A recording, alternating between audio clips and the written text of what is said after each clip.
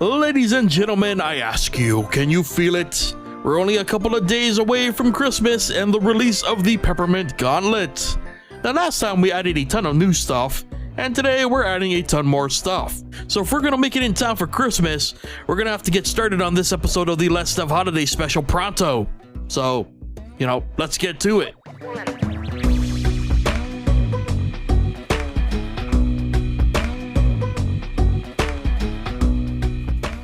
Now until now, I'd not been doing much in the way of weapons for the player. I've been testing everything with a simple default shot, but it was time to build on that and add some actual variety to the player's arsenal.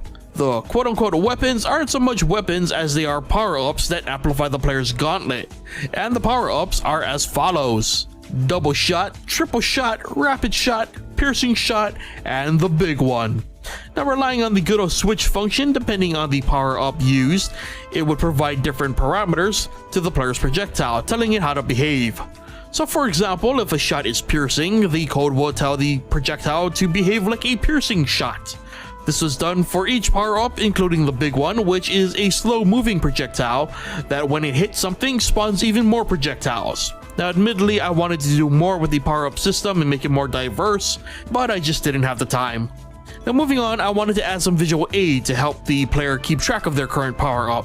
In general, I wanted to go with a minimal HUD experience considering how chaotic the gameplay was going to get, so I tried a lot of new things with the project to pass on information without, accidental screen clutter. Adding a hologram like Peppermint to the gauntlet was my way of trying to keep track of how many projectiles the player currently fires. In hindsight, I'd wish I'd had more time to flesh this out, to cover more than just the projectile number, but I was glad to at least get a base for the idea in place. Now that we've got a better grasp on our players' powers, it was time to return to an old friend to finish up their powers. Last we left our flying mini-boss, it was in a bit of a weird place. I wanted it to drop monkeys occasionally, but the entire concept just didn't sit well with me. So I went back to the drawing board and came back with a whole new approach. This version wouldn't spawn monkeys, instead it would spawn a lone candy cane. And what's so special about this candy cane? While if players touch it or get too near, it saps the power up, leaving the player with the default weapon. I then added snow to signify its presence. And to also signify just how scary/evil it is, the cane is the only enemy in the game to spawn rising from the ground like a zombie out of a grave. In other words, keep your distance. But hey, we're not done with this flying mini-boss just yet. Flying around a protagonist who can't shoot up is pretty unfair. At some point it has to take damage. I agree, so that's why I added a secondary attack to the flying enemy. Vanishing from the air, the flying mini-boss targets a random place on the arena, and seconds later, boom, down it comes. Also, if it wasn't obvious by now, the flying enemy is in fact Santa's hat. Once Santa's hat hits the floor, it basically knocks itself out for a bit, allowing the player the opportunity to pump it full of peppermint candies. If the player can't knock it out in time, the hat will return to the skies to repeat the process. There were a couple of challenges with this boss in terms of making it look good, or at least passable.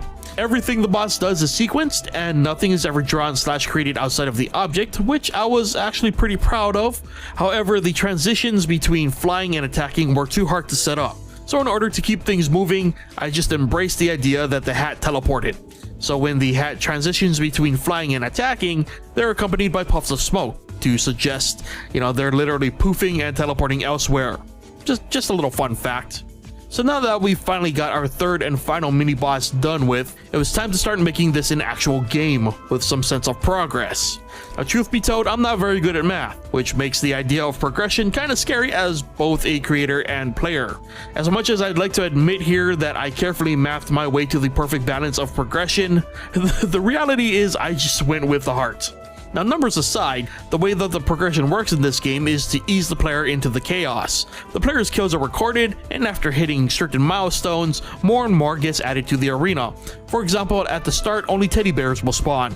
As the player kills enemies, their rank grows. As the player's rank reaches certain milestones, that starts to unlock other enemies such as the Simba Monkey. And at the same time, every once in a while, a mini-boss will spawn just to shake things up a bit. And I should probably note that this is all before hitting rank 10. After rank 10, the game is in full-on chaos mode. This is the point in the game where it just starts to spawn anything it wants, including mini-bosses. And there may or may not be some added difficulties I'm leaving out right now. The only way you'll know for sure is to play for yourself. Wink wink. And yeah, defeating enemies will also give players points added to their overall score. Whew, there we have it. A ton of new stuff added, and we're just one episode away from the end.